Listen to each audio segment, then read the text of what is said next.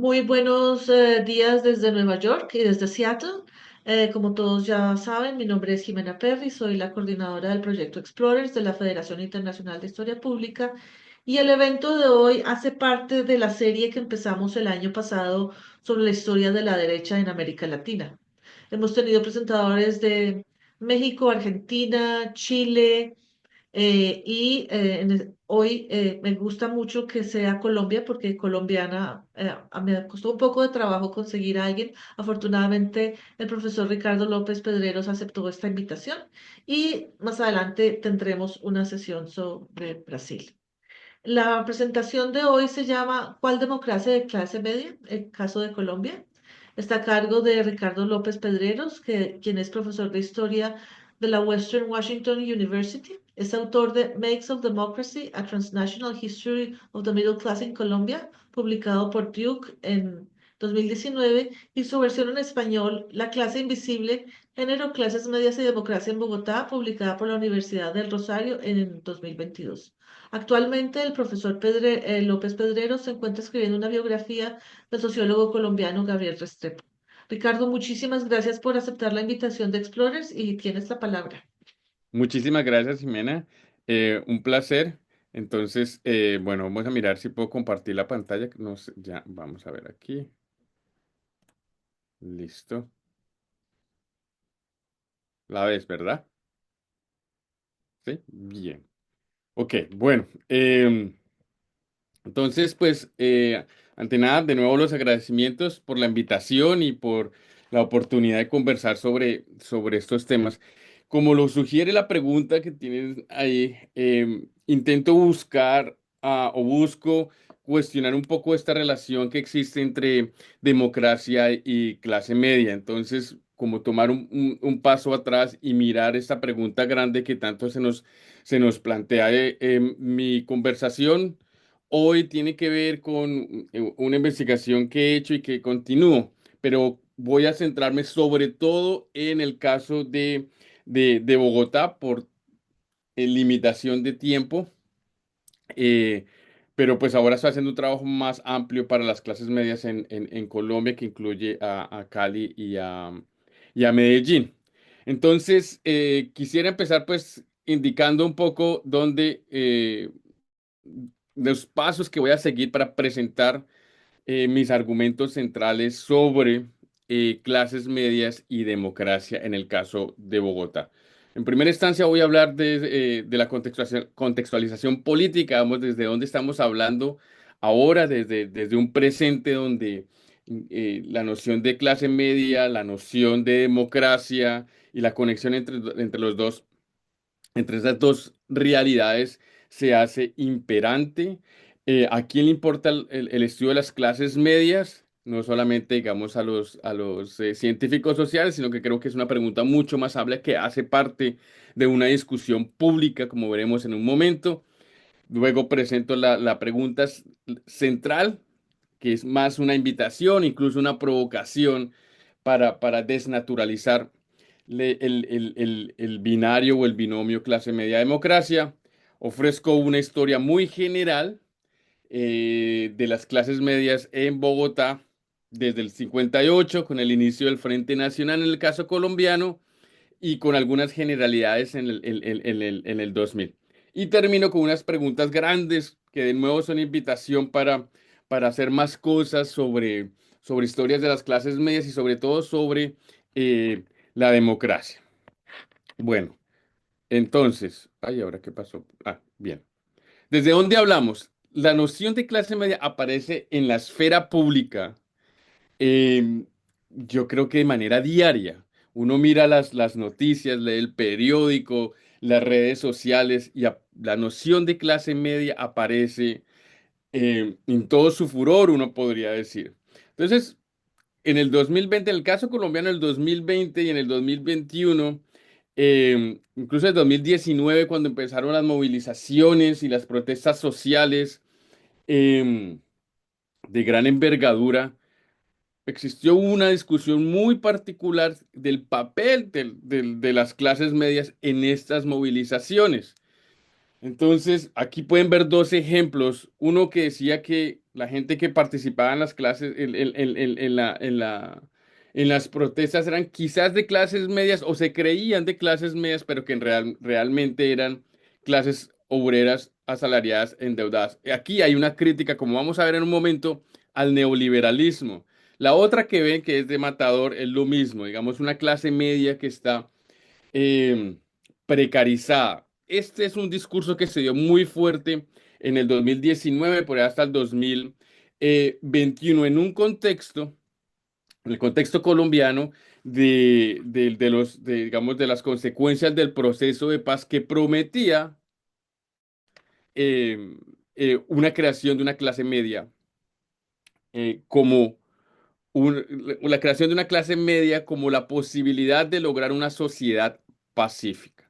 Entonces, ¿a quién le importan las clases medias? Y aquí simplemente de un par de ejemplos, digamos, de ilustraciones, pero ahora déjenme elaborar de manera mucho más grande la importancia de este término clases medias y su asociación con la democracia. Todos sabemos, cuando leemos las noticias, se nos dice que las democracias están en crisis. Y todos hablamos de la crisis de la democracia, la crisis de la democracia, la crisis de la democracia. Y lo que a mí me parece muy interesante es que cuando anunciamos o evocamos esa crisis de la democracia, pensamos en una desaparición de las clases medias.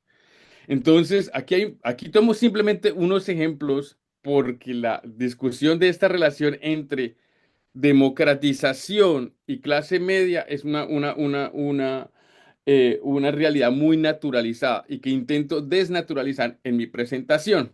Entonces, aquí voy a ofrecer simplemente algunos ejemplos que me parecen son los más dicientes. Por un lado, aparece Christopher, no sé si estoy pronunciando mal el nombre de él, Guillory, quien dice que el gran secreto de la globalización, aquí hay una crítica al neoliberalismo, es la desaparición de la clase media, porque expande la distancia entre unas clases altas y unas clases populares, unas oligarquías y unos grupos subalternos. Entonces, aquí lo que él dice es que se está desdemocratizando la sociedad porque las clases medias que representan Occidente o la cultura occidental está desapareciendo y por tanto hay una crisis de la democracia. Francis Fukuyama lo dijo hace mucho tiempo en su texto famoso sobre el fin de la historia. Dijo, en ese momento dijo que las clases medias representaban la democracia, pero ahora dice que con el ascenso de proyectos de derecha conservadores, las clases medias han desaparecido. Y que lo que hay que hacer para lograr la democratización y movernos, digamos, a otro lado que no sean las derechas es restituir las clases medias. Pero esas discusiones globales también han ocurrido en Colombia, desde Álvaro Uribe Vélez, que en su proyecto de seguridad democrática y sus 100 puntos del manifiesto democrático decía que había que lograr una cohesión social a través de la expansión de una gran clase media.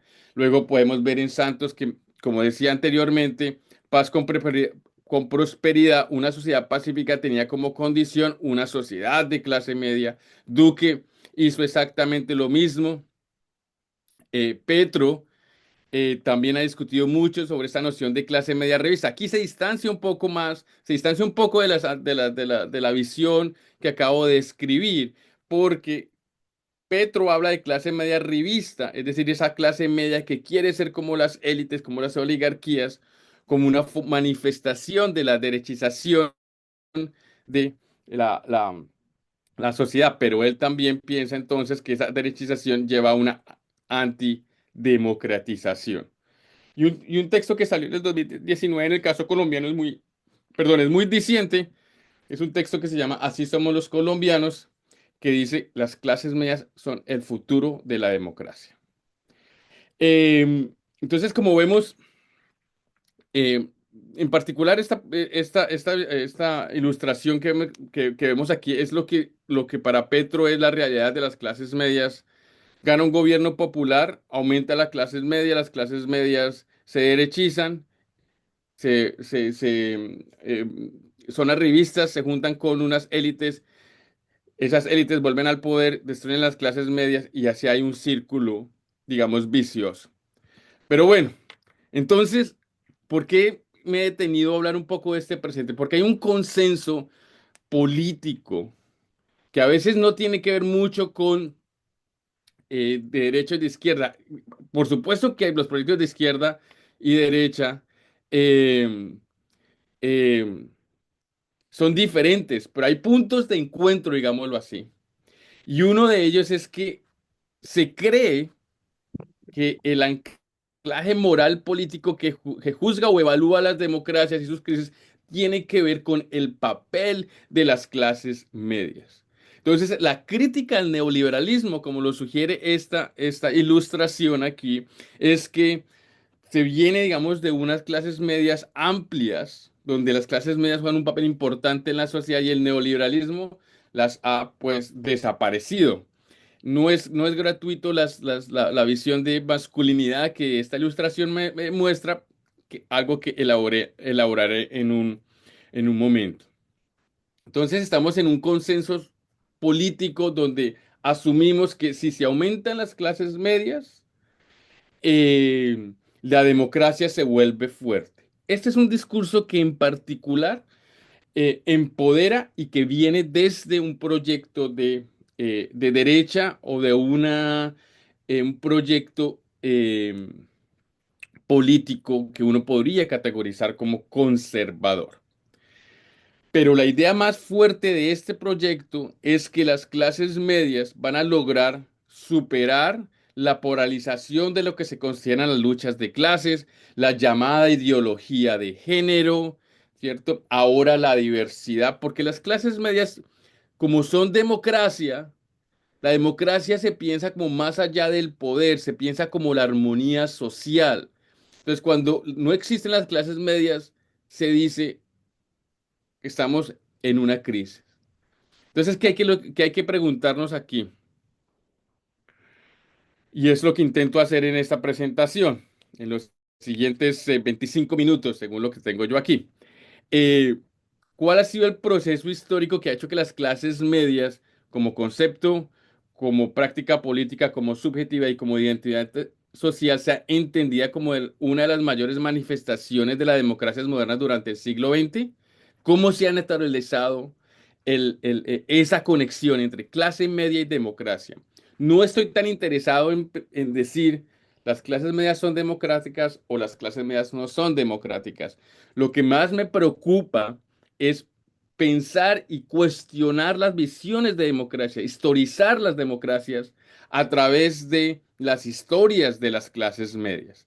Entonces, estas tres preguntas que ustedes ven aquí buscan desnaturalizar, historiar por un lado esa conexión entre clase media y democracia y por el otro lado desnaturalizar esa visión tan fuerte que cuando decimos democracia pensamos en la expansión de las clases medias. Y para lograr eso hay que pensar cuál es el sujeto social que nos imaginamos cuando decimos clases medias y que supuestamente representa la democracia.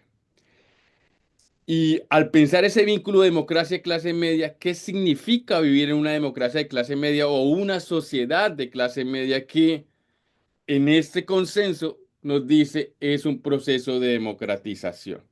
Hay que advertir que no es que piense que entonces cuando cuestionamos las clases medias, eh, estamos celebrando entonces, digamos, una sociedad definida por dos clases sociales. No, es que hay varias formas de cómo surgen las o se materializan las formas de dominación. Entonces, esta es la que me preocupa en este momento. Estas son las tres preguntas que quiero elaborar. Ahora, eh, nos vamos a los años 50, luego de la Segunda Guerra Mundial, que es bien interesante porque existen muchísimos estudios que muestran el papel de las clases medias y en particular lo que se categoriza como clases medias bajas en la consolidación del nazismo en Europa.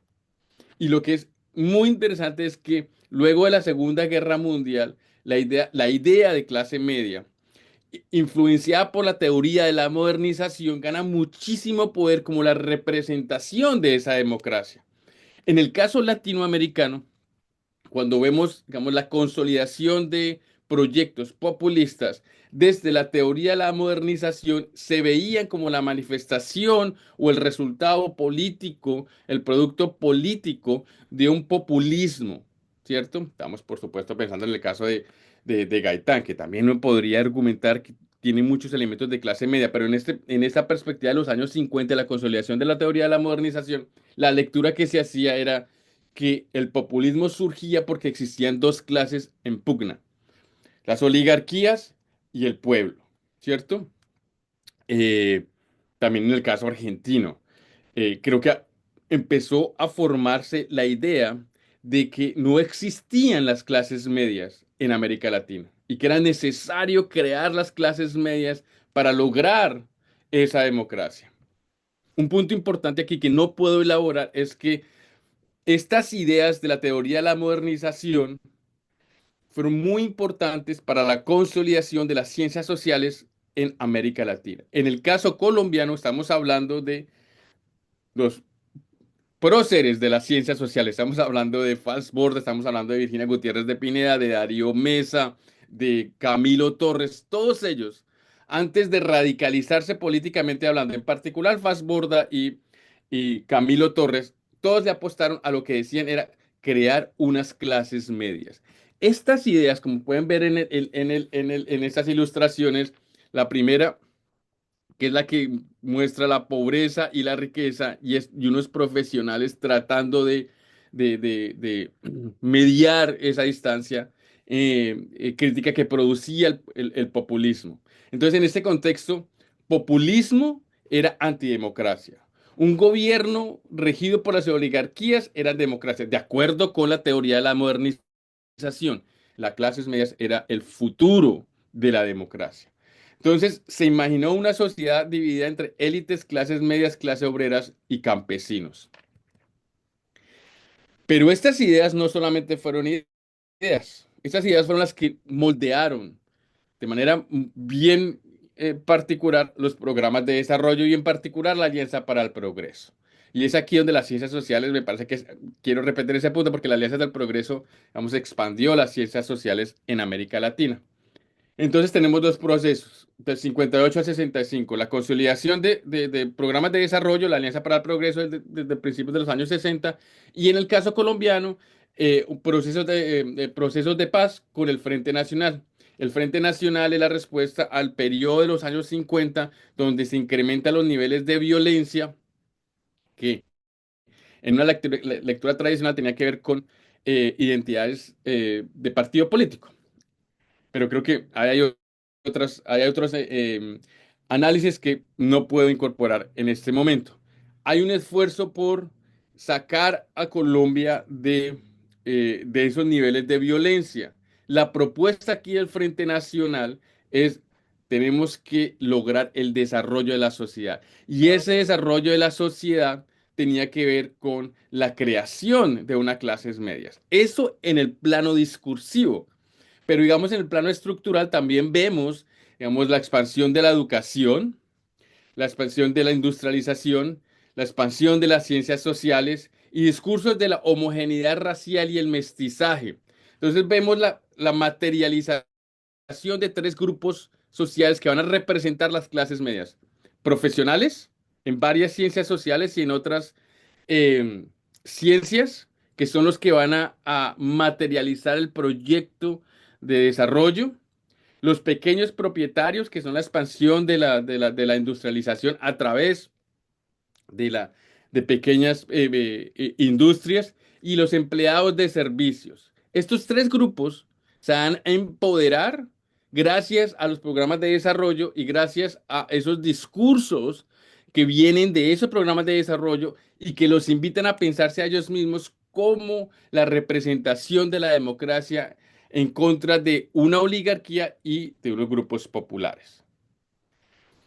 Y aquí lo que me parece muy interesante es que la teoría de la modernización y el programa de desarrollo imaginó esos tres grupos, eh, digamos, la condición que ellos pensaban para poder lograr esas clases medias era una homogeneidad racial y un mestizaje.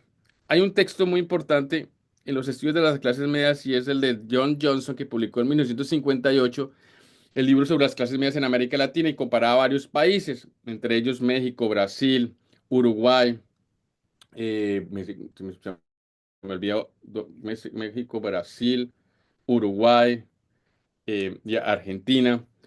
Y una de las cosas que decía era que las clases medias eran posibles en una sociedad siempre y cuando existiera una homogeneidad racial o un mestizaje. Donde había heterogeneidad racial era imposible. Entonces hacía una categorización de la posibilidad de que estos profesionales, pequeños propietarios y empleados de servicio se materializaran. Y claro, colocaba a Uruguay de primeras y a Brasil de últimas. Brasil porque había una heterogeneidad racial. En otros temas, en otro lenguaje existía gente afrodescendiente que en el discurso impedía que se consolidara una clase media. Esto es lo que la antropóloga Mara Viveros ha llamado el oxímoro de las clases medias negras, que ser clase media y ser negro se entiende como una contradicción en términos y es un producto histórico. Pero bien, entonces esto pasa del 58 al 65, hay un empoderamiento, todos estos profesionales consiguen trabajo con el Estado desarrollista, pequeños propietarios aumentan su capacidad adquisitiva y obtienen más posibilidades a través de créditos que ese Estado desarrollista da. Y los empleados de servicios, la expansión del sector de servicio, en particular en oficinas privadas de salud, por ejemplo, que es el caso donde trabajo, o las cajas de compensación, que es una noción tan colombiana en ese sentido. Pero bueno.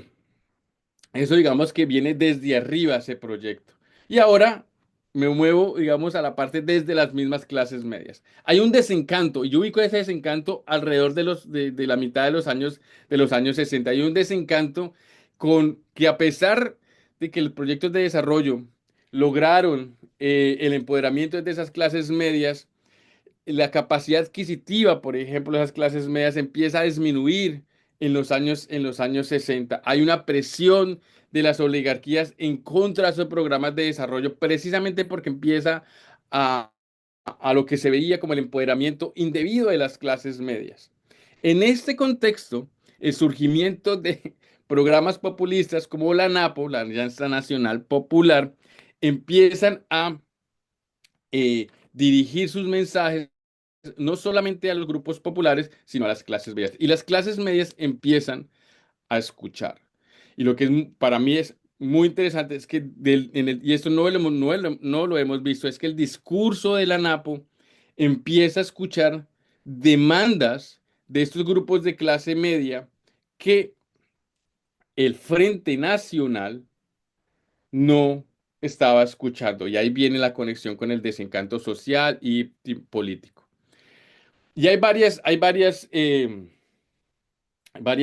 cosas aquí. Por un lado, el profesional, desde la percepción de los programas de desarrollo del Frente Nacional, se imaginaba con la posibilidad de una armonía social y política. El pequeño propietario podría ser la posibilidad de lograr el emprendimiento como caracterización del éxito económico. Y el empleado de servicio, todo esto es imaginado como de ciertas características de homogeneidad racial. Todos estos tres categorizaciones materializarían la democracia. La manera en que la ANAPO entra a hablarle a estos grupos, utilizan el mismo lenguaje, pero cambian el significado. Los profesionales empiezan a pensarse como en contra de las oligarquías. Entonces la armonía ya no juega papel en esa democracia. Los pequeños propietarios empiezan a hablar del Estado emprendedor. Aquí un comentario muy rápido. Pensamos que las élites son los que imaginan ese estado emprendedor que luego se va a traducir en una visión neoliberal, pero fueron los pequeños propietarios los que empezaron a hablar de eso. Y los empleados empiezan a hablar de la interdependencia entre capital y trabajo.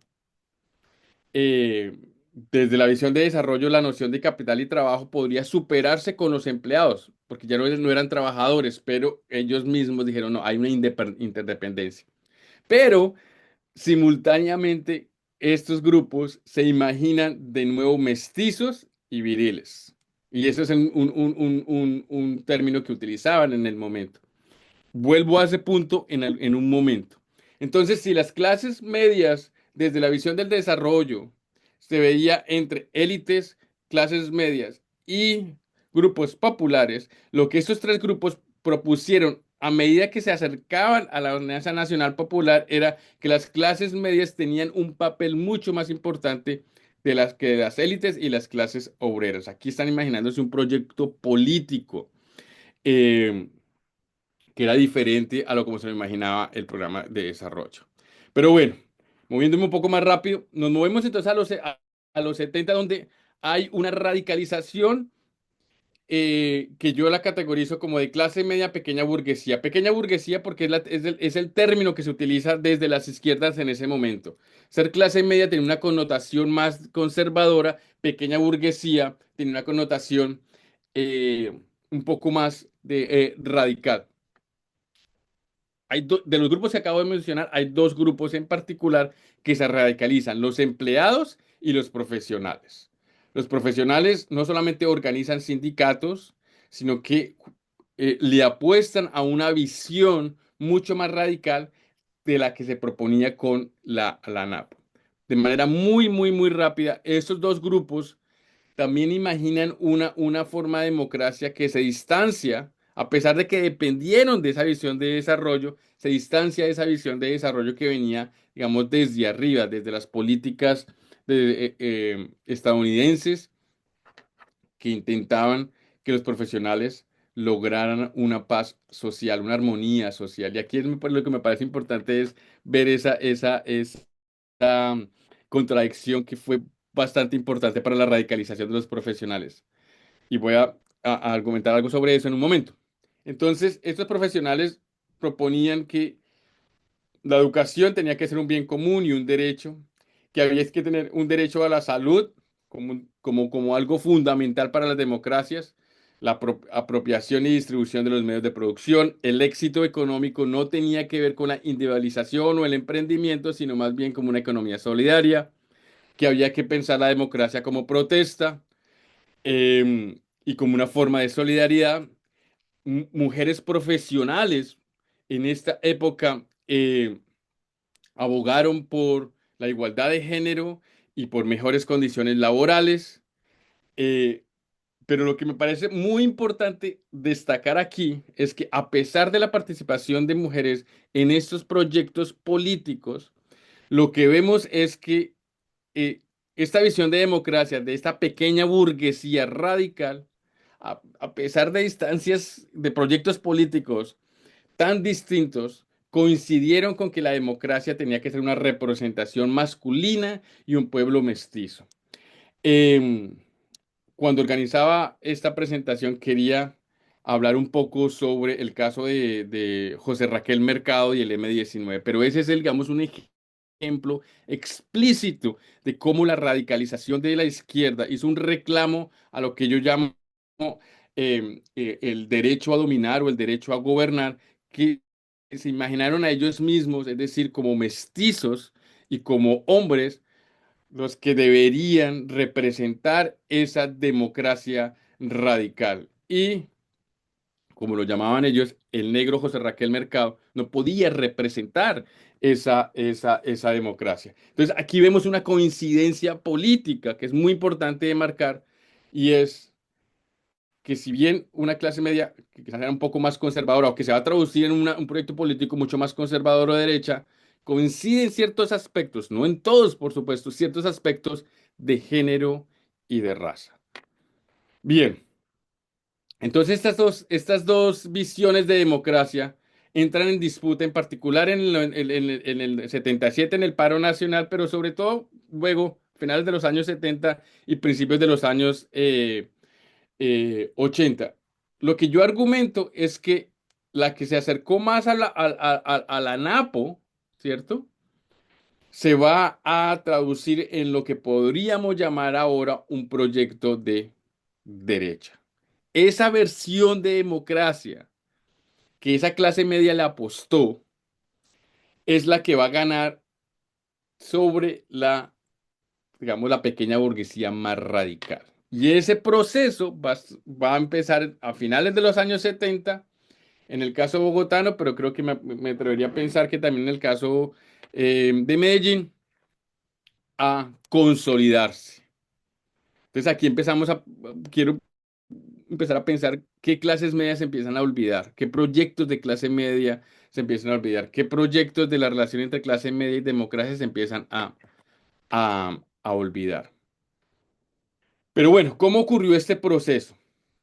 Este proceso, cuando llega en los años 70, con las administraciones de los años 70, estamos hablando de Pastrana, de López Miquelsen y de Turbay Ayala, a medida que estas clases medias se desencantaban con el Frente Nacional y se acercaban a la NANAPO, y las clases medias más radicales, pequeñas burguesías, ganaban cierto arraigo social, la respuesta a estos tres gobiernos fue precisamente, vamos, un proyecto neoliberal. Yo ubico los primeros intentos de la neoliberalización de la sociedad en Colombia en los años 70, no en los años 90 como no lo han, digamos, no como lo mismo la teoría neoliberal nos los ha hecho pensar. Si uno lo piensa desde abajo, desde el medio, la racionalidad neoliberal y el arraigo social empieza a cocinarse en los años 70. ¿Qué hacen esos tres gobiernos? El primero, precisamente porque veían la radicalización y la cercanía con la NAPO, empezaron a publicar estudios, muchísimos estudios donde hablaban del fracaso de la democracia y la inexistencia de la democracia en América Latina y en Colombia. Decían que era una quimera, que las clases medias no podían existir. Socialmente estaban ahí, pero lo que ellos decían era que políticamente no podían jugar ese papel de democratización, de armonía social, etcétera, etcétera, etcétera. Entonces empiezan a un proceso de lo que yo llamo patologización de las clases medias en América Latina y en Colombia. La primera es que la democracia era inexistente en Colombia porque no existía las clases medias. Como respuesta decían, el neoliberalismo va a crear las clases medias. Era una forma de legitimar este nuevo proyecto de político que de nuevo venía desde de esos tres gobiernos. Una criminalización, una despolitización de las clases medias. Creo que esta parte es importante. Se inician los estudios de psicología social y psicotécnica y la mayoría de oficinas del Estado y en oficinas privadas donde se buscaba el profesional aideológico o anti-ideológico. Aquí vemos digamos, la genealogía de esta discusión de vivir en una sociedad pospolítica y posideológica. Entonces, a medida que se hacía esto, digamos, desde el conocimiento, también se hacía una criminalización de las clases medias. Y esa criminalización de las clases medias materializó en formas de tortura bastante específicas que buscaban que esas clases, que esas pequeñas burguesías y esas clases medias, digamos, que se oponían al Frente Nacional o al Estado o al status quo, se normalizaran y se acercaran más a ese papel armónico que se les asignaba. Pero simultáneamente hay un arraigo social y hay unas políticas sociales que van a tratar de coaptar esas clases medias, pues por lo menos para que se distancien de la NAPO. Y entre eso están programas que son muy comunes ahora o que lo recordamos de manera muy común. Pues lo que ven aquí, la casita roja de vivienda, creo que es un icono de la noción de clases medias, pero que viene de los años 70 y que fue una política, podríamos llamarla reaccionaria a la radicalización de esas clases medias. Tenemos el UPAC, que crea la noción de ahorrador feliz, ¿cierto? Esa es la noción de ahorrador feliz que se maneja como clase media masculino y hombre neoliberal, la independencia económica. Y eso empieza a tener arraigo social, hay una materialidad al respecto. Muchas clases medias logran su primera clase a través del UPAC. No me puede tener lo que significaba el UPAC, que era una forma de incentivar la construcción de vivienda para tener acceso a vivienda a través de préstamos privados.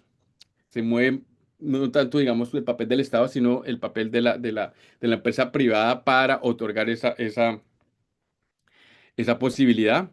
Vemos la respuesta al reclamo del Estado emprendedor que venía de los pequeños propietarios y se empieza a hablar del pueblo emprendedor. Y es aquí donde empieza uno a ver el arraigo social del neoliberalismo. El neoliberalismo empieza a pensarse como la representación democrática de un pueblo emprendedor. Nosotros ahora en nuestro presente vemos las consecuencias de eso, pero el pueblo emprendedor fue una noción que crearon en diálogo, en discusión entre pequeños propietarios y los gobiernos. La noción de hombre empresario y el trabajo político tan fuerte para crear una subjetividad antisindical, que los sindicatos ya no sirven, que la noción de capital y trabajo era una realidad del siglo XIX y crear esta noción de capital humano. Es decir, que todos ahora somos capitalistas porque invertimos en nuestro propio capital humano. Y si ese es el caso, ¿quién va a necesitar un sindicato? Si uno está invirtiéndose a sí mismo. Estas ideas empiezan a ganar una posibilidad de arraigo social. Voy a moverme un poquito rápido porque estoy perdiendo, se me está acabando el tiempo. Entonces, eh, eh, la última parte, que digamos que trata de legitimar esto, es que la política se vuelve una manifestación o se criminaliza la política. Y eso es lo que hacen los gobiernos de los años 70. Eh, pero hay un punto que es importante de mencionar y es todo el trabajo que se hace desde las universidades, en particular privadas, para deslegitimar el entendimiento de la pobreza como un proyecto, como una realidad estructural, sino más bien como un proyecto individual. Aquí la psicología social de nuevo jugó un papel absolutamente clave para que se empezara a pensar con la idea del emprendimiento que las cuestiones de la pobreza es una decisión individual, es una cuestión de pensamiento, es una cuestión psicológica. Si uno no quiere ser pobre, no lo es. Ahí empieza ese arraigo social que se va a consolidar en los años 80 y en particular con el gobierno de Belisario Betancourt. Bueno, me voy a poner aquí, voy a pasar rápido entonces a los años 90 para ya terminar los dos últimos puntos. Aquí, por supuesto, hay unas generalizaciones porque es un trabajo que estoy haciendo actualmente, conectar lo que le acabo de decir, digamos, más con el presente. En los años 90, perdón, en los años 80, que va a terminar con la Constitución del 91. Yo argumentaría que aún había la posibilidad de hablar estas dos clases medias que ha planteado. Una radical, que juega un papel muy importante en la Constitución del 91, pero que también la clase media, digamos, más conservadora o de la derecha, empieza a ganar muchísima fuerza. Un argumento muy común es decir que la Constitución del 91 es una contradicción porque es una representación de una democracia, pero que a la vez es una democracia neoliberal. Yo no lo veo como una contradicción. Es precisamente la posibilidad en que una democracia neoliberal empieza a ganar una legitimidad social y política. Y es en este contexto donde yo veo la consolidación de ciertas ideas que van a ganar mucha fuerza y que se van a concentrar en una idea de clase media. Aquí muy brevemente, lo que ocurre es que hasta donde los acabo yo de describir, los proyectos políticos venían de grupos sociales que se consideraban, se llamaban y se practicaban como clase media. Una de las cosas que ocurre en los años 80 y en los años 90 es que ese proyecto político se vuelve mucho más abstracto, es decir, se pasa de clases medias como proyecto político a sociedades de clase media. Y eso es un triunfo parcial de las clases medias como grupo social. Pero lo que ocurre es que ahora, para poder lograr la legitimación de la democracia, pensamos que debemos vivir en sociedades de clase media. Para hacerlo un poco más claro, en nuestro presente, grupos populares, o los que uno podría decir estructuralmente hablando, son grupos populares, se pueden considerar clases medias. Y uno podría decirle, pero cómo así son grupos populares? Usted no tiene acceso a ciertas cosas, ¿cómo van a considerar clases medias? En vez de entrar a juzgar por qué ciertos grupos se consideran clases medias, a mí lo que me interesa es cómo esa idea empieza a ganar una fuerza política, al punto de que para hablar de democracia hay que hablar de clases medias. Esas son las historias de los años 80 y de los años 90 en el caso colombiano. Y hay varios aspectos. Uno de ellos es la expansión del multiculturalismo, más bien la transición del discurso mestizaje al discurso del multiculturalismo. ¿Y qué es lo que ocurre ahí?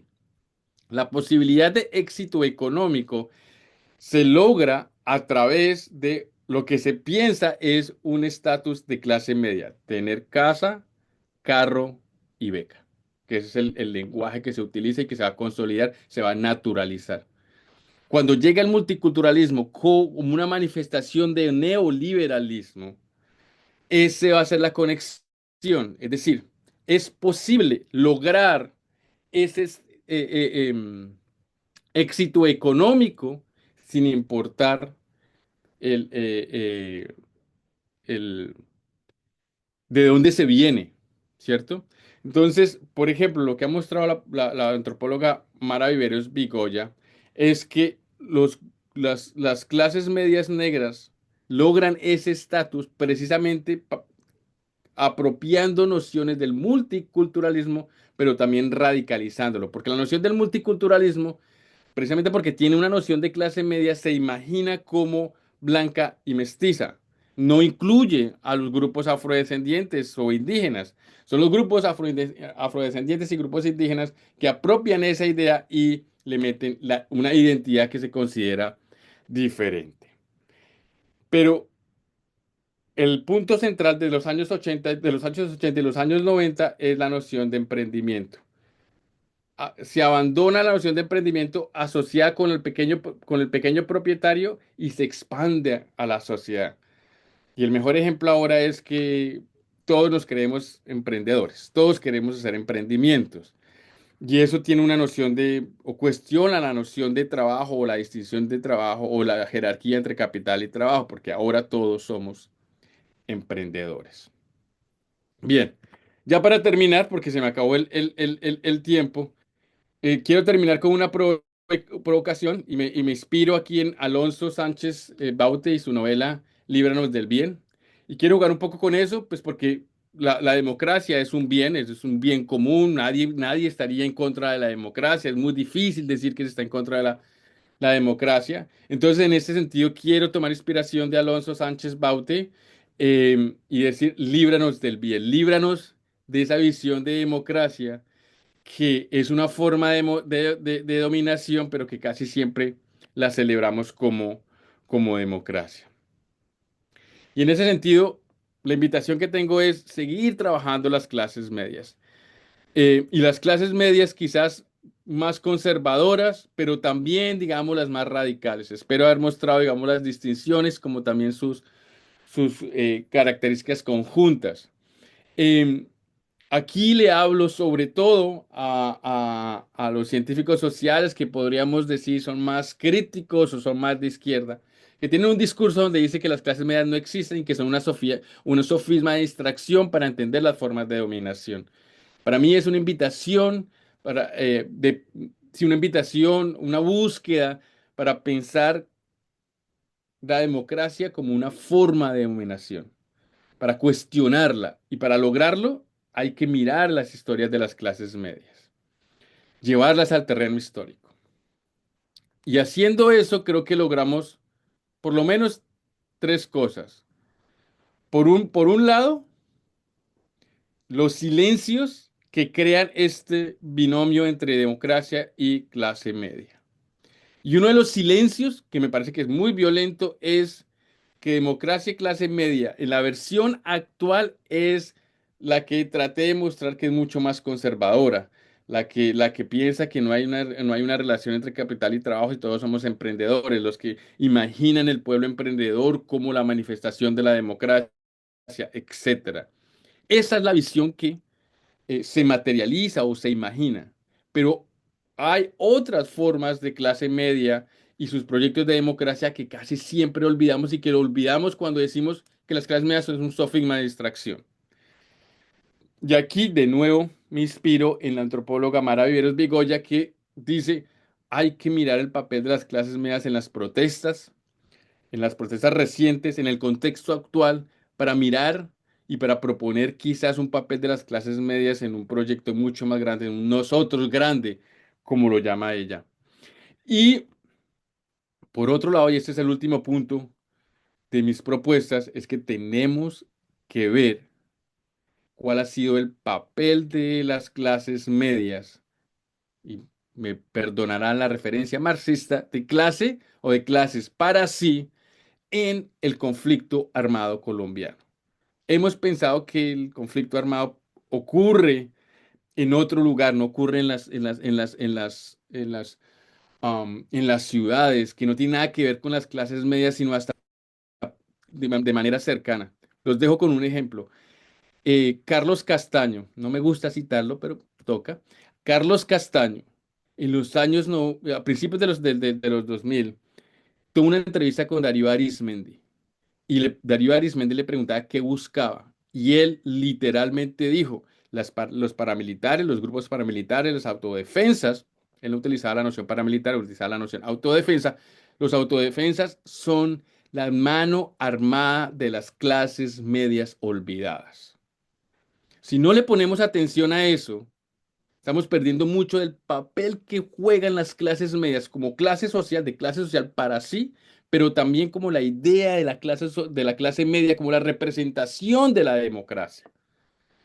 Entonces, es una invitación a no dejarnos tentar por la idealización de la democracia, sino más bien cuestionar la democracia para quizás imaginarlo la democracia de otra manera. Y en hacerlo, quizás podamos volver a la historia y tener alguna inspiración de que muchos grupos sociales hicieron para reinventar esa democracia. Bueno, con eso termino. Muchas gracias. Ricardo, muchas gracias. Yo tengo muchas preguntas, porque tú dices que te quedaste corto de tiempo, pero yo creo que nos faltó tiempo, porque esto es, que tocas temas, pues, pues que para mí son muy importantes. No sé si y Fabio tenga alguna pregunta, o algún comentario mientras tanto. Ok. Yo tengo, perdona, Fabio, ¿sí o no? Vi que... Sí, hola, buenos días, Jimena, ¿cómo estás? Hola, Ricardo, Hola, felicidades. Fabio. Bueno, primero, buenos días, espero que estén bien. Muchas gracias por tu presentación, Ricardo. No tengo alguna pregunta, ¿no? Porque el tema que has expuesto es, digamos, no es mi área, digamos, de especialidad, entonces he estado escuchando y tratando un poco de aprender, ¿no? Igual, creo que es bastante importante este proceso de construcción de la clase media que pertenece un poco a la contemporaneidad, a la historia contemporánea y es un proceso, bueno, que tiene muchas aristas, en este caso el caso colombiano que yo menos conocía y eso, nada más para felicitar, muchas gracias. Gracias. Gracias, gracias Fabio. Ricardo, yo tengo algunas preguntas, Bien. más como colombiana que como historiadora, porque tampoco es mi área de, pues de especialización, digamos, pero tú mencionaste, por ejemplo, hiciste énfasis en que la democracia y las clases medias se han entendido también como una representación de la masculinidad. Y Ujú. pensando, por ejemplo, en todos los movimientos feministas y todas las cosas que hay en América Latina, ¿cómo ves esa relación ahí? Que también me parece que según lo que has expuesto, eh, tenemos que ser mucho más críticos en lo que entendemos como democracia, porque la democracia se presenta como un ideal a lo que todos debemos llegar y resulta que no tanto, es exclusiva, es silenciadora, es elitista, es oligarca. Y eso me parece a mí muy interesante, como llamar la atención a eso y también relacionado con otra cosa que dice, el pobre es pobre porque quiere. Sí. Eso a mí sí que me complica, pero bueno, pero primero la pregunta sobre el feminismo. Si nos pudieras contar un poquito más sobre eso, si eso es parte de tu investigación, por ejemplo. Sí, efectivamente. Sí, digamos un aspecto central son las cuestiones de género y confieso que sufro cuando hago estas presentaciones porque no puedo incluirlo todo, pero efectivamente, digamos, hay dos aspectos. Por un lado, em, digamos, los procesos de masculinización de la idea de clase media, ¿cierto? Y luego, digamos, los procesos a través de los cuales, y aquí me parece que es muy interesante, en los años 50 y en los años, principios de los años 60, con los programas de desarrollo, se materializó una idea de que las mujeres eran muy importantes para el proyecto de pacificación de la sociedad. Y entonces, lo que me parece interesante es la contradicción que se plantea entre la posibilidad de que las mujeres representaran el poder estatal. Digamos, es decir, esa parte es muy importante y así se entendía. Pero simultáneamente, esa representación estaba pensada con visiones bastante tradicionales de lo que supuestamente tenía que ser una identidad de clase media, de mujer de clase media. En particular, las profesionales eh, eh, apropiaron esa idea y la llevaron a otro lugar. Entonces, si bien esta visión de masculina del derecho a gobernar termina, entre comillas, ganando, silencia otra posibilidad donde el feminismo empezó a jugar un papel absolutamente crucial. Yo tengo varias historias de radicalización de mujeres que venían de practicar ciertas cosas profesionales con el Estado desarrollista, y que digamos, en diálogo, discusión y en lucha con grupos de mujeres populares, empiezan a encontrarse con visiones feministas donde la democracia empieza a definirse desde lo personal, o lo personal es político, digamos, dentro de ese paradigma, eh, y que empiece, digamos, a radicalizarse, a pensar las nociones del cuerpo, a pensar nociones de mejores condiciones laborales, la posibilidad de la sindicalización de, por ejemplo, en el caso de las enfermeras, que viene de una tradición bastante conservadora de los años 30 y los años 40, pero que en los años 60 y en los años 70 se identificaban como clases medias, pero estaban luchando por el derecho al aborto. Entonces creo que hay unas formas de radicalización que son bien importantes, eh, pero la izquierda más masculina respondió a esas propuestas diciendo, en el lenguaje de ese momento, de cuando llegue la revolución, vamos a tener la posibilidad de lograr esa cosa. Primero logremos la revolución y luego hablamos de esas cosas. En otros casos era pues que no era nada importante. En otros casos era pues cosas de mujeres. Se particularizó, mientras que se universalizaba desde la perspectiva de ciertos miembros de las pequeñas burguesías radicales, una noción de democracia que idealizaba la revolución como punto de, digamos, de salida, que solamente en ese momento podría hablarse de otras cosas que no fueran la revolución. Y el último para el de la legitimación es que en el discurso de estas clases medias radicalizadas se decía que estas demandas que hacían grupos feministas de clase media eran una imposición imperialista, lo cual le quitaba muchísimo peso, digamos, de legitimación. Entonces, en todos esos procesos se empieza a consolidar una idea de que los hombres sabían más cómo gobernar. En mi lenguaje, el derecho a gobernar y el derecho a dominar. Este es un argumento que me ha costado bastante, pues porque hay hombres de derecha, llamémoslo así, y hombres de izquierda que, a pesar de sus proyectos políticos tan diferentes, se encuentran en este punto, y que me parece que es importante. En la historiografía de las clases medias siempre se dice que no hay una cohesión social entre las clases, la variedad de las clases medias o la heterogeneidad de las clases medias.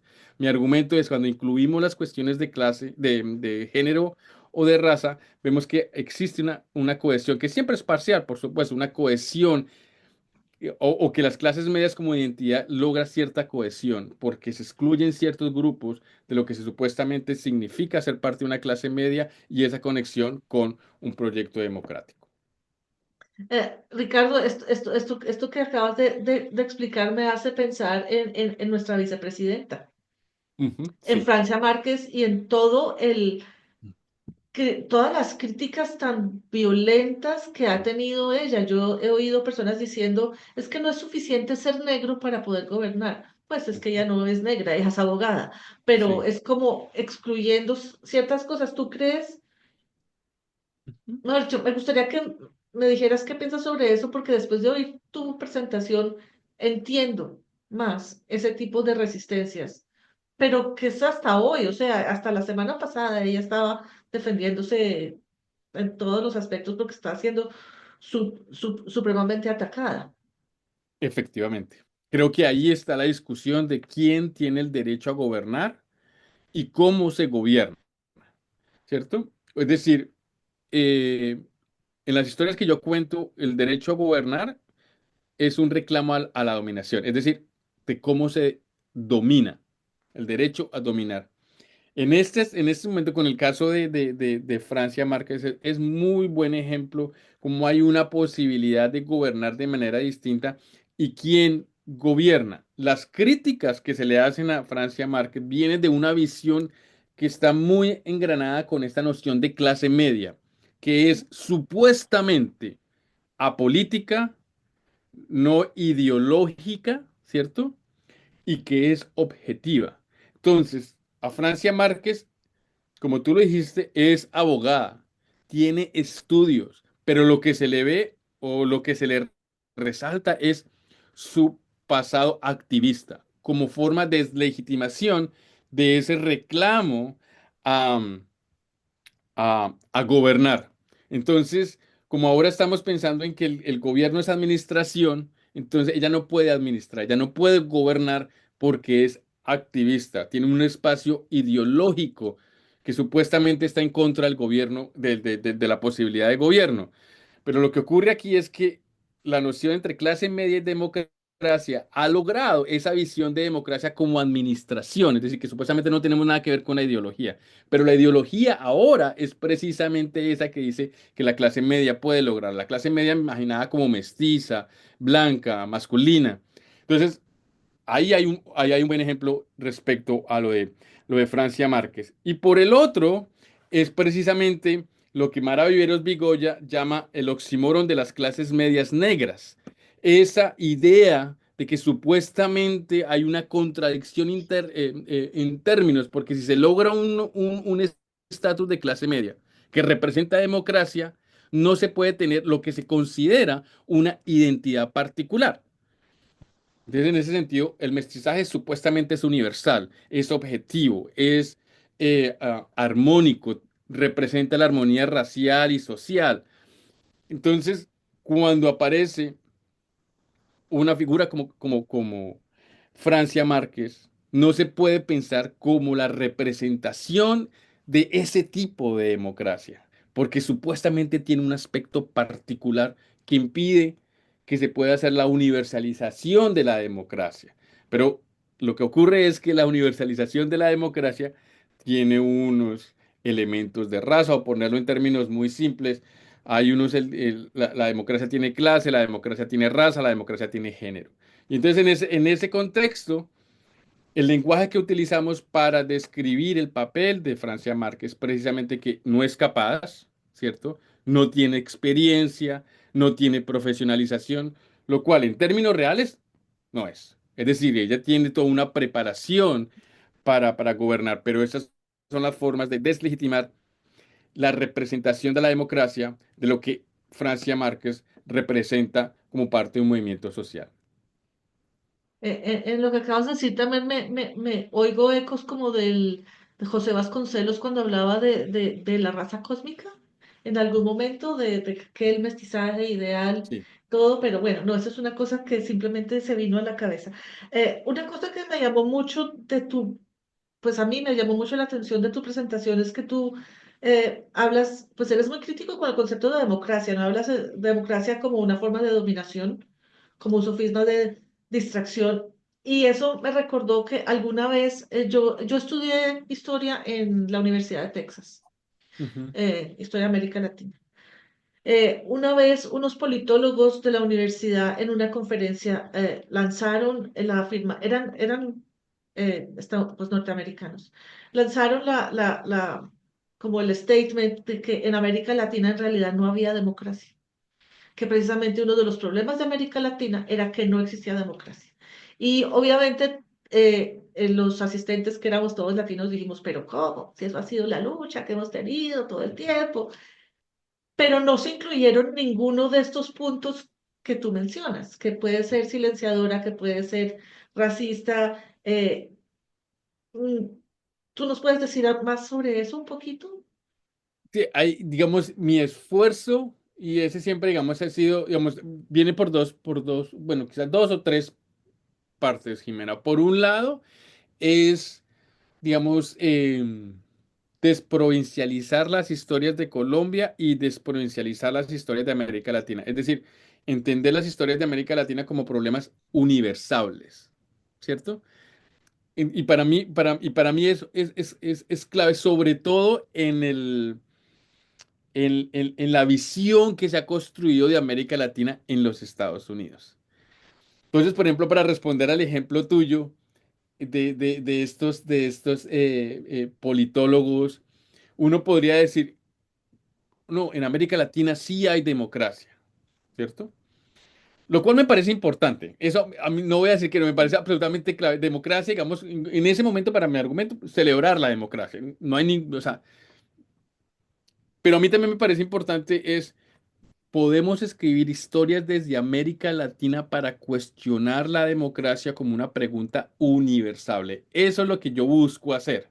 Es decir, que América Latina es un caso universal para cuestionar la democracia. Y en el contexto en que nos encontramos ahorita, es muy interesante porque hay una creencia profunda de que aquí en Estados Unidos no puede pasar nada de esas cosas que han pasado en América Latina. Y nos dicen, oye, Estados Unidos parece el tercer mundo, esto que es la latinoamericanización de los Estados Unidos que tiene una connotación racista muy, muy profunda, pero de eso no podemos hablar. Entonces me parece que es importante que la pregunta universal de la democracia, pero con los, digamos, los casos específicos de América Latina y de Colombia. Pero diciendo esto, yo me aproximo a este problema o esa problematización histórica sobre la democracia a través de las clases medias en mi esfuerzo de tener una relación, digámoslo como lo diría Edward Said, agonística con la democracia. Yo creo en la democracia, pero creo en la democracia no de esta visión que estoy criticando. eh, Creo en una democracia que puede ser imaginada de manera distinta y que puede ser un poco, que puede ser inclusiva, que puede ser mucho más igualitaria, pero no la asumo, es decir, no creo que es que ya esté, no la asumo como utopia, la asumo como una lucha social y política. Es decir, que la democracia se lucha, no es una cosa así como en lo abstracto, sino más bien concreto. Entonces lo llevo al terreno histórico. Pero mi apuesta es esa relación agonística, es decir, como que, sí, agonística en el sentido de Edward Said, de que nos acercamos, la desnaturalizamos, la cuestionamos, pero es imposible abandonarla. Y en el contexto actual, esto me parece absolutamente crucial, porque hay un chantaje, precisamente porque estamos en un momento en donde la democracia se confunde, hay que decirlo, esa parte, eso es lo que yo busco cuestionar, que la democracia ahora, desde ciertas versiones de democracia, se confunde con o se reclama con formas dictatoriales de gobierno y autoritarias. Entonces, decimos, bueno, esto es fascismo, esto no es democracia. Y entonces la alternativa es una democracia que aún sigue siendo racista, clasista, sexista, pero es una versión, digamos, un poco mejor de la que es el fascismo. Entonces yo le apunto a cuestionar la democracia, no idealizarla, sin abandonarla, por supuesto, y luchando, digamos, por una versión mucho más, no sé cómo colocarla, algo más inclusiva. Eh, sí, un grande, digamos, un nosotros bien grande, que creo que hay mucho por hacer en ese aspecto. Entonces, creo que esa relación, digamos, de contradicción podría ser, pero que puede ser muy productiva. Sí, no, no, yo estoy de acuerdo contigo y me parece muy importante lo que dices, pero en algunos proyectos que yo he oído, cuando se habla de ser más inclusivos y más diversos, pasan cosas como las que estamos viendo. Entonces, Ujú. eso se vuelve izquierda radical, que yo ni siquiera sé qué eso qué significa Sí. realmente, pero entonces, en algunos contextos, digamos, democráticos, cuando se habla de inclusión, de mujeres, bueno, de minorías, etcétera, eso pasa a otro terreno, se vuelve otra cosa. Entonces la democracia ahí otra vez vuelve Ujú. y se desdibuja, que son procesos que yo todavía no logro entender bien como como a nivel emocional, digamos. Estamos Sí. hablando de democracia porque no podemos hablar de inclusión. Eso me preocupa y eso me preocupa, por eso empecé esta serie, además también de Explorers de la Ujú. derecha en América Latina, porque en los últimos años yo he sentido como un fortalecimiento de la derecha, no solamente por las elecciones, los resultados de las elecciones en Argentina, sino antes, y Sí. cómo este tipo de versiones de democracia adquieren con mucho poder y muchos seguidores. ¿Tú por qué Ujú. crees que tienen tanta resonancia en las personas? ¿Por qué tienen tanto apoyo? ¿Por qué son tan exitosas? Sí, lo que yo llamo, digamos, el arraigo social eh, de esta clases de democracia. Por eso el título que manejaba aquí, ¿qué clase de democracia? Pues que buscaba, digamos, provocar un poco, digamos, qué clase. Eh, es una pregunta difícil, creo que es una pregunta histórica, viene, digamos, de cierta genealogía, pero hay un arraigo eh, social y político que me parece que es importante pensarlo, digamos, de tres, estoy pensando aquí como que de tres maneras. Eh, por un lado, digamos, la reacción o la respuesta así hayan sido parciales y muy criticables, ciertos proyectos, llamémoslos un poco más progresistas, es una respuesta, ¿cierto? A esos proyectos. Por ejemplo, ver la cuestión de la llamada ideología de género, ¿no? Entre comillas, que es no sé, es como el coco, ¿cierto? Sí, La versión es el coco, ese es lo que da. Entonces creo que hay unas formas de legitimación eh, que son heterogéneas y jerárquicas. Me explico. Por un lado, tenemos que dar el reconocimiento de lo que se ha logrado. Me parece que es importante, a pesar de que pues, estamos en un momento muy fatalista, estamos en un momento muy pesimista. Creo que es importante pensar que el surgimiento y la consolidación de estos proyectos de derecha son respuesta a un proyecto político que parcialmente se materializó y que puede ser criticable, etcétera, etcétera, pero que son una realidad. Eso es importante porque no pensamos ese arraigo social como una cosa, digamos, que no tiene historia, que siempre ha sido así. La gente se va moviendo de un lado a otro y esa es la parte que es difícil de explicar. En las cuestiones de género, ¿quién le tiene miedo al género? Dice Judith Butler. Creo que hay unas formaciones de masculinidad que pueden ser importantes para pensar porque efectivamente se está cuestionando en pues, cierta medida el papel masculino de lo que yo llamo el derecho a gobernar. Entonces creo que ahí hay una reacción fuerte y es posible eh, ver algunos aspectos de ese arraigo social. Por el otro lado, yo también le veo mucho a la cuestión material de, de algunos de estos eh, proyectos. La noción de emprendimiento es absolutamente cautivadora, precisamente por las nociones de explotación, ¿cierto? Si en una sociedad caracterizada por la explotación se le propone a mucha gente: usted no tiene jefe, usted no es trabajador, usted es libre, puede hacer lo que usted quiera, puede utilizar su tiempo y tiene una retribución material, tiene una noción de legitimidad muy fuerte. Creo que me considero, si me lo permiten, los que somos un poco más críticos de esta idea, tenemos mucho por hacer para deslegitimar esa idea de emprendimiento. Esto lo tratamos como un sofisma de distracción, que la explotación está ocurriendo en otro lugar y no está ocurriendo en esa práctica de emprendimiento. Spinoza alguna vez se preguntaba por qué la gente lucha con tanta pasión por su propia explotación. Y ese es el ejemplo de la noción de emprendimiento. Porque ahora la explotación se hace individualmente. Se trabaja una cantidad de horas sin jefe, pero la explotación ocurre ahí. Aquí no tengo una respuesta específica, Jimena. Es más otra invitación. ¿Qué pasa con la relación entre la noción de capital y trabajo, que ha sido tan importante para pensar críticamente las formas de explotación, cuando esta noción de emprendimiento se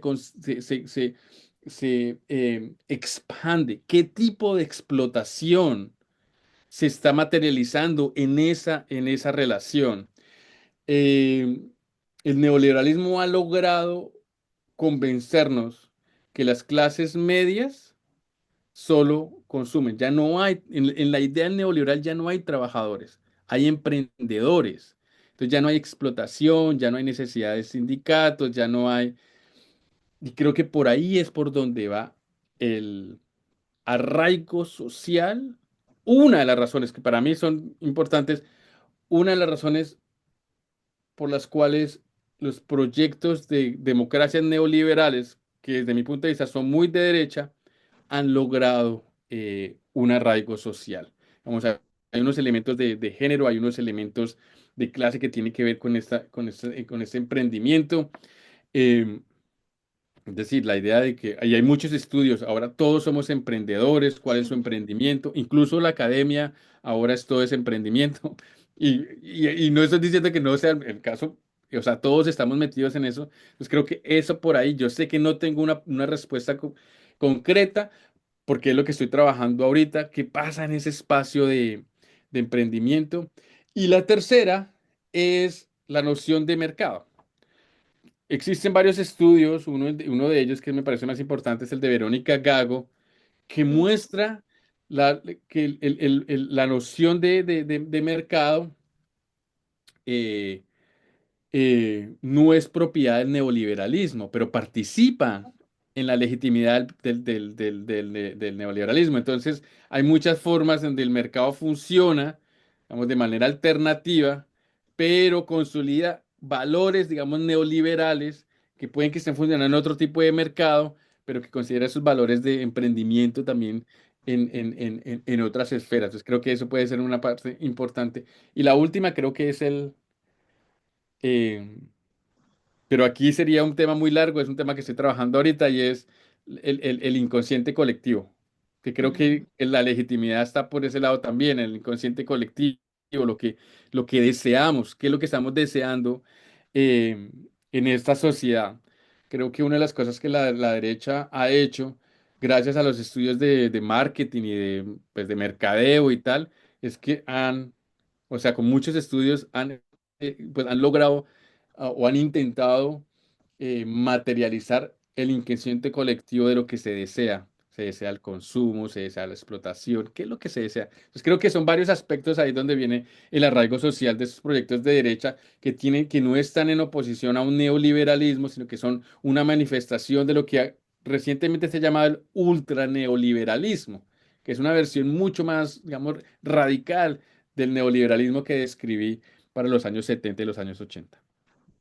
pero además en cierto sentido es una cosa mucho más preocupante porque es que ni nos damos cuenta. Ujú, Ni nos damos cuenta que estamos participando en unos sistemas de opresión, de exclusión, de racismo, pensando que no. Y eso tiene muchísimo poder. Y ujú, ahora voy a decir una cosa horrible, pero tiene como más sentido el pobre es pobre porque quiere, claro, porque si tiene todo a su disposición y no hace nada es porque no hace ningún esfuerzo, lo claro. cual pues es bastante problemático. Ujú. ¿Tú estás escribiendo otro libro sobre eso? Eh, Son varias cosas. Ahora estoy escribiendo una biografía de un Ah, sociólogo sí. colombiano, Gabriel Restrepo, precisamente para pensar el poder en las ciencias sociales. Entonces es una historia de la segunda mitad del siglo XX en Colombia a través de las historias de Gabriel Restrepo que pues se ha dedicado a cuestionar el poder. Entonces voy por el lado de que ¿cómo, qué ocurre cuando nos dedicamos a contar la historia de una persona que se ha dedicado a cuestionar el poder? ¿Qué tipo de entendimiento surge entonces en nuestro presente de cómo entendemos el poder cuando nos dedicamos a pensar, a cuestionar, digamos, la forma en como otra persona se ha dedicado a cuestionar el poder? Pero es una historia de las ciencias sociales, el papel de las ciencias sociales, que me parece tan importante en el contexto actual. ¿A quién le importan las ciencias sociales? ¿A quién le importan las humanidades? eh, ¿Qué papel pueden tener las universidades ahora que, pues, como aquí en Estados Unidos son declaradas el enemigo interno? em, y en otros lugares de América Latina también, pues, esa visión de las universidades de que no sirven para absolutamente nada. Como hay una parte de reivindicación, porque creo que en este caso Gabriel Restrepo le ha jugado mucho a la educación. Eso es un proyecto. Tengo otro proyecto sobre las historias de la dominación en Colombia que es de mucho más largo aliento, que tratará de combinar trabajo que hice antes sobre eh, clases obreras, lo de las clases medias, un trabajo Ujú. sobre élites que también está por ahí en remojo, pero ese sí es un trabajo de mucho más largo aliento que espero terminar alguna vez en algún momento, pero es, digamos, entender la dominación en Colombia o las formas de dominación en Colombia en la segunda mitad del siglo XX, no necesariamente centradas, digamos, desde los aspectos de la violencia, que creo que se ha hecho mucho trabajo, pero más, digamos, como lo que yo llamo, digamos, la manera, entre comillas, adecuada de cómo una sociedad debe funcionar y que viene, digamos, un poco de las sucesión de las clases medias y de la democracia. Pero son, digamos, los proyectos que tengo en el tintero que trata uno de terminarlos, Ve, pero siempre nunca hay tiempo, no hay que suficiente tiempo para terminar. Ricardo, y la última pregunta, que es una pregunta, puede ser un poco básica para ti, pero estoy pensando en la gente que no conoce bien el tema, porque eso es un tema bien complejo. Eh, Nos hiciste un recorrido histórico de cómo se entendían las clases medias en ciertos momentos. Em, y yo me puse a pensar, bueno, pero entonces la clase media no es estática, se mueve, ahí tiene, no sé, como que se me dificulta poder decir esto es clase media, porque es algo supremamente complejo, pero también pienso, hay movilidad, digamos, en algún momento la clase media, alguien de clase media puede subir o bajar, o es siempre una masa ahí, o dependiendo del momento, alguien se vuelve o se quita, o ese tipo de cosas tú las consideras en tu estudio, yo asumo que sí. Sí, sí, sí, sí, hay una parte y esa parte es importante, le digamos, la movilidad social. Eh, por un lado, digamos, dado que la noción de clase media depende de esta movilidad social, ¿cierto? De sacar a la gente de ser clase obrera o clase popular y moverla a las clases medias. La noción de movilidad social es absolutamente clave y tiene cierta materialidad. Si no la tuviera, la clase media o como idea no tendría tanta legitimidad. Pero también ocurre, digamos, por el otro lado de las élites a las clases medias. Y eso, eh, eh, digamos, complica las cuestiones porque uno podría decir, y esta parte que es difícil, digamos, es explicarlo porque uno puede decir, bueno, son élites, pero se comportan como clase media, o lo contrario, son clase media y se comportan como élite. La noción de arribismo me parece que a veces se reemplaza eso por la crítica. Entonces uno dice clase media revista. Eso es algo negativo, tiene una connotación negativa, ser clase media y arribista o ser arribista en general. Y a veces reemplazamos eso por la crítica. Lo que me parece interesante es lo siguiente. Históricamente hablando, los procesos de movilización social ascendente no son, digamos, muy marcados, estadísticamente hablando. No, creo que son como 3 o 4 generaciones, si no más, para una persona que está en, digamos, de clases trabajadoras y lograr un estatus de clase media estable, porque en las clases medias se maneja estadísticamente como clase media estable, clase media precarizada, que está muy cerca de las clases populares y que puede caer en cualquier momento. Hay varias categorizaciones. Tomaría mucho tiempo las posibilidades de movilización de movilidad social en Colombia son muy pocas. Existen, son muy pocas y han dependido en la mayoría de casos anteriormente a la educación. Ahora efectivamente dependen de esta noción de emprendimiento. Esta noción de emprendimiento también tiene cierta materialidad, le ha permitido eh, a ciertas personas de clase, pues clase trabajadora, clases populares, moverse a un estatus de clase media. Quizás el mejor ejemplo sea para Colombia, ¿cierto? Que hay unas cosas para pensar porque, es decir, ¿quién tiene el derecho a pertenecer a las clases medias? Esa es la otra cuestión. Entonces, hay una movilidad social que no es muy acentuada, no es muy marcada, pero por el otro lado, cuando pensamos movilidad social, pensamos que se abandonan las identidades con las que se vienen. Entonces se convirtió en clase media. Entonces vemos, ya no son clases obreras, ya no son clases trabajadoras. Y eso no es necesariamente lo que ocurre. Una de las cosas que tenemos que hacer es pensar las clases medias como clase trabajadora. De lo contrario, le seguimos jugando el juego al neoliberalismo que las piensa solamente como consumidoras, porque digamos, en la racionalidad o en la lógica del neoliberalismo no hay trabajadores y la representación de las clases medias. Hay que pensarlas como trabajadoras. Y entonces, cuando hay una movilización descendente, pensamos ya no hay clases medias porque las clases medias estructuralmente se fueron a las clases trabajadoras y abandonaron sus identidades de clases medias. Eso no ocurre así. Hay gente que puede tener una identidad de clase y por eso es que sufren.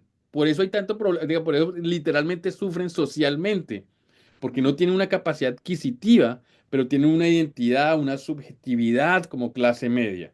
Entonces, eso lo pensamos con que ya desaparecieron las clases medias. No, eso crea un mundo de contradicciones al nivel subjetivo que tenemos que ser capaces de entender para verlo como contradicciones y entender las formas de dominación, cómo la gente participa en esas formas de dominación. Lo mismo ocurre con las élites, ¿cierto? Las élites pueden descender socialmente, seguir, digamos, con sus ideales de élite, pero están en un estatus de clase media. Entonces, y para complicar las cosas, Jimena, en el caso colombiano, si tú ganas eh, creo que es bueno, el mínimo que está como en 1.400.000 a 4 millones, 4 o 5 millones, más o menos, son clases medias. Más de 5 millones son élites. Eso es decir, esas estadísticas no nos pueden decir simplemente las clases medias es pequeña, la clase. Hay que jugar con ellas, es decir, hay que tomárselas en serio, pero hay que también que pensar esas contradicciones sociales que crean esas estadísticas y esos rangos de lo que supuestamente una clase social debe ser. Sí, porque con el mínimo en Colombia nadie sobrevive. No, Pues eso es muy difícil. Es muy es difícil muy ser de difícil. cualquier clase. Sí, Sí. es muy difícil. Y una última cosita ahora que me acuerdo, digamos, en términos de lo de la definición. Como historiador la manejo históricamente, ¿cierto? Entonces, en los años 50 y hasta los años 70, diría yo que la representación de las clases medias era profesionales trabajando para el Estado o empresas privadas, pequeños propietarios eh, y empleados de oficina.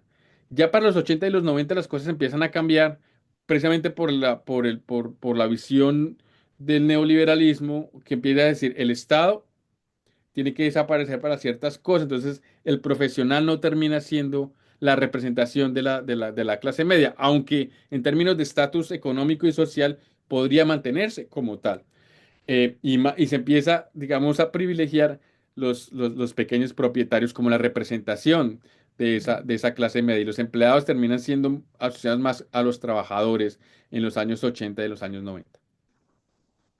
Bien, Ricardo, ya estamos sobre tiempo, pues quisiera preguntarte, yo siempre le pregunto a los invitados si tienes algo más que decir, si quieres añadir algo más. Yo ya te pregunté sobre tus proyectos, pero vuelvo y te pregunto para el futuro, ¿qué sigue? ¿Tú vas a seguir dictando clases en Estados Unidos? ¿Vuelves a Colombia? ¿Cómo es el futuro para ti? Bueno, ante todo, agradecerte de nuevo la oportunidad y la conversación. La verdad la disfruté mucho. Bueno, yo quiero, digamos, ahora estoy como en una etapa de escritura, pero para mí la enseñanza es importante, Jimena. Para mí la enseñanza, y en el contexto actual, para mí la enseñanza es absolutamente crucial. Me parece importante, siempre de una posición crítica, como decía ahora, en una visión de lo que Edward Said llamaba una visión agonística, aproximarnos al papel de las universidades. Creo que una vez más hay unos puntos de coincidencia, eh, digamos, desde una posición crítica de que las universidades es la reproducción de el canon occidental y que el conocimiento que se produce en las universidades no es importante. Creo que necesitamos repensar eso. Creo que estas posibilidades de hacer historia pública están conectadas con el conocimiento que se hace en las universidades y creo que hay un papel para pensar en un proceso de democratización. Eso no quiere decir que por fuera de la universidad no exista producción de conocimiento. Claro que sí, pero creo que podríamos hacerlo de manera en diálogo. Creo que eso es lo que hace la historia pública, ¿cierto? Hacerlo en un diálogo íntimo, crítico, cercano. Entonces creo que yo le voy a seguir apostando a la enseñanza, a la educación, a las ideas, eh, a las humanidades incluso. Creo que hay una parte que tenemos que seguir trabajando. La crítica, como decía Fanon, tiene que ser contextualizada. Y si en un tiempo atrás podíamos dedicarnos a deslegitimar el papel de las universidades y el conocimiento que surgía de esas universidades, creo que en el contexto actual y en Estados Unidos, donde me encuentro, creo que es importante que repensemos para qué sirven las universidades. Creo que Sí. con eso me gustaría terminar, porque es desde la universidad y desde mi papel de clase media, de profesor de clase media, donde surgen algunas cosas críticas que nos pueden ayudar a vivir en un mundo mucho mejor que el que tenemos ahora. Sí, estoy totalmente de acuerdo. Yo también soy profesora de historia también en Estados Unidos. Em, y sí, me parece que es un momento crítico, es un momento que yo pensé que jamás me iba a tocar vivir. Yo pensé que eso ya pertenecía como a un pasado remoto, pero no. Entonces me parece importante ahí volver a lo que tú dices, el papel de la historia pues está cobrando muchísima fuerza. Así quieran decir que no, no, es Exactamente. importantísimo. Sí. Ricardo, muchísimas gracias. En nombre de la Federación Internacional de Historia Pública y de Explorers, te quiero agradecer y aprovecho para invitar a nuestros invitados. El próximo evento será en abril. Los mantendré informados. Muchas gracias.